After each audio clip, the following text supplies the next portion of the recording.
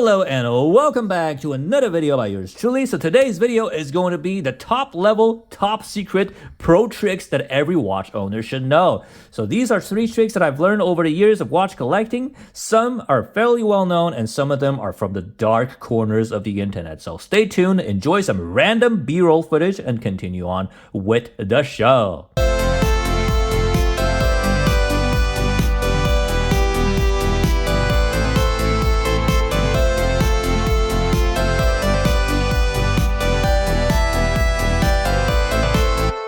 So the first trick is how to properly screw in a screw down crown and get it right every single time and without any risk of damaging the threading. So if you're like a relatively beginner watch collector, you have a screw down crown, sometimes you just want to screw it in, but sometimes you might not get the threading perfectly, and if you try to force it, you might actually damage the threading, right? So you might not get it right every time, and also if you try to force it when the threading is not correctly threaded, you might damage the threading itself. So this is a trick to how to first get it right every single time, and second of all, never risk damaging the thread because you get it right every single time. So what we're gonna do, instead of turning the crown clockwise to screw it in, we're gonna push down the crown and turn it counterclockwise until you hear a click. All right, so we're gonna do it. I hope the microphone can capture it. Now, you see that? The click is right here. So I'm gonna just show you guys what it is. You see the crown right here? You're gonna feel the click and you're gonna see the crown go down. All right? Now, once you hear that click, that is the sign that the threading is well done. All you have to do is effortlessly turn the crown clockwise to screw it in. And we're using that trick, you get it right every single time, right? So this is on this watch. Let's say this one also has a screw down crown. We're gonna unscrew the crown, okay, to screw it back in.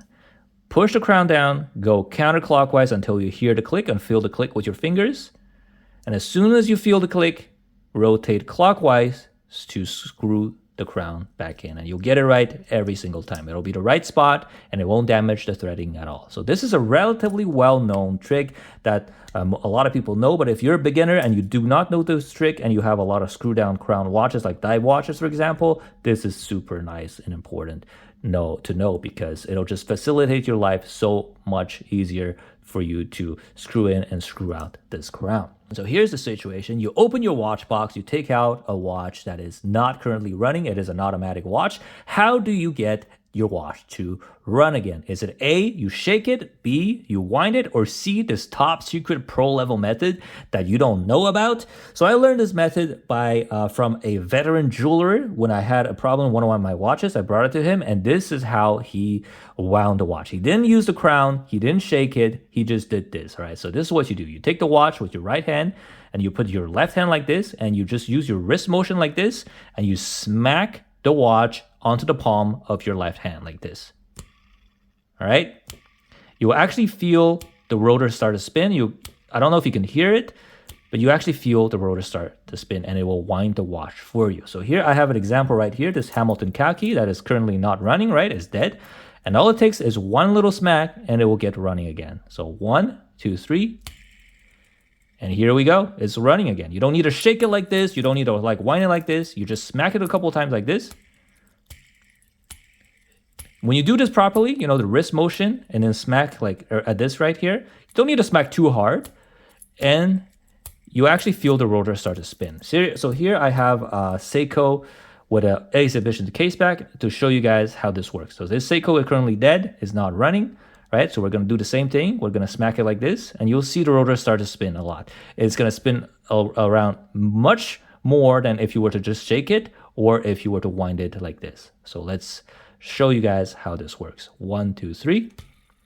You see how many times the rotor shakes, right? Isn't this such a better, effective method of winding your watch than, like shaking it frantically like this? And here we go, it's running again. Right? So if you have a watch that's dead, if you just want to, give it a little bit more wind before you go to bed, because maybe you're concerned that it might not have enough power reserve to last it to the next morning, instead of unscrewing the crown and screw it like this or shaking it like this, all you have to do is smack it a couple of times and it will carry to just give it more juice to your watch. And this is such a cool trick that I feel like sharing with you guys because It's just so much easier to do this than to like shake it like that or to screw it to wind the crown like this. So before we move on to the last trick, if you enjoyed this video so far, do not hesitate to click that subscribe button. If you want to share this video with a friend that you want to show him this cool method you learn how to like wind your watch, do not hesitate to share this video as well. Have you ever had a misaligned bezel, especially with Seiko watches or these cheaper watches from AliExpress? Let's say you bought a watch and the return process is just such a hassle that it's almost not worth trying, like from the watches from AliExpress, for example. If it comes with a misaligned bezel, some people it doesn't really bother them. For me personally, it really bothers me, right? I really want to align the bezel. This watch right here came with a misaligned bezel and it kind of drove me bananas. I tried to all sorts of tricks and I did a lot of research on how to properly realign it. So some people say you got to pop the bezel off, remove the insert, or some people say you got to dip the insert in golf glue solvent for like, and then completely remove the insert and then reapply it with contact cement. That just all seemed to be a lot of effort. And there's a lot of risk that to damage the watch. For example, I tried to pop the bezel off with a case back opener and I ended up scratching the case a little bit right here. So a lot of effort and a lot of, investment in stuff that I don't really need around the house just to realign this bezel right here. So I'm going to be showing you guys this thing that I discovered in the dark corners of the internet, just using household items like a bowl, like isopropyl alcohol, this is in French right here, isopropyl alcohol 99%, and a blow dryer. So this method, you'll be able to realign the bezel without buying any of those golf glue equipment or any of those things. So here's how you do the trick. You're gonna put the watch face down inside of a bowl. I removed the bracelet while I did this, but you don't have to remove the bracelet, but I highly advise you to remove the bracelet because the bracelet is gonna dangle all over the place. Anyway, so watch face down inside of the bowl and then pour isopropyl alcohol in the bowl just enough to cover the bezel insert, let's say to this level right here. You don't need to submerge the whole watch in isopropyl alcohol. I don't think that's really good for the watch, but just a bezel insert enough to cover, like, let's say all the way to here, right?